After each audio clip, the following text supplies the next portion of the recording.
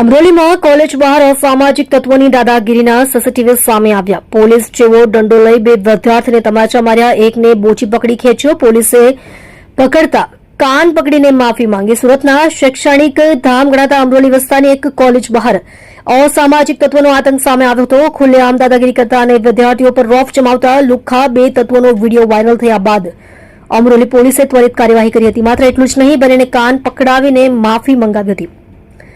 પ્રાપ્ત વિગતો અનુસાર અમરોલી કોલેજ બહાર વિદ્યાર્થીઓ શાંતિથી ઉભા હતા. તે સમયે એક બાઇક પર બે યુવકો ધસી આવ્યા હતા. આ અસામાજિક તત્વો પૈકી એકના હાથમાં પોલીસ જેવો દેખાતો દંડો હતો. કંઈ પણ સમજ્યા કે વિચાર્યા વિના આ શખ્સોએ કોલેજ બહાર બેસેલા વિદ્યાર્થીઓ પર દાદાગીરી શરૂ કરી દીધી હતી. બે વિદ્યાર્થીઓને તમાચા મારી દીધા. હાથમાં દંડો લઈને આવેલા યુવકે ત્યાં ઉભેલા બે નિર્દોષ વિદ્યાર્થીઓને તમાચા મારી દીધા હતા.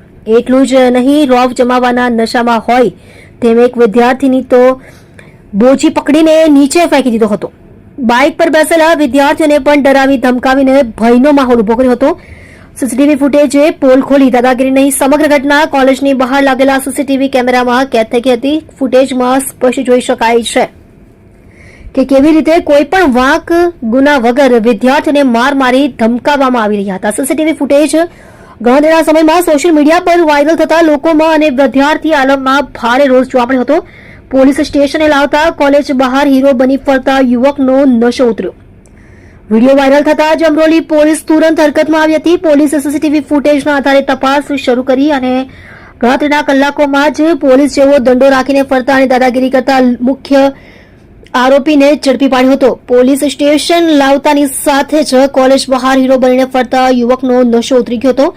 કાયદાનો પાઠ ભણાવતા પોલીસે કડક કાર્યવાહી કરી હતી, જેને પગલે આરોપીએ જાહેરમાં પોતાના બંને કાન પકડીને માફી માંગી હતી.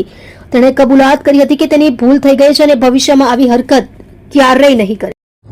આજના રોજ જે વિડીયો સોશિયલ મીડિયામાં વાયરલ થયેલો અમરોલી જે કોલેજનો, ત્યાં અમરોલી કોલેજનો ત્યાં હું મારી સ્પ્લેન્ડર બાઇક લઈને ગયેલો, હાથમાં પાઇપ લઈને ચેન સપાટા નાખવા તે અને મારી સાથે અભ્યાસ કરતા વિદ્યાર્થી સાથે ઝઘડો થયેલો. તે બાબતે હું માફી માંગુ છું અને આજ પછી એવું ક્યારેય થશે નહીં અને કોઈએ કરવું નહીં.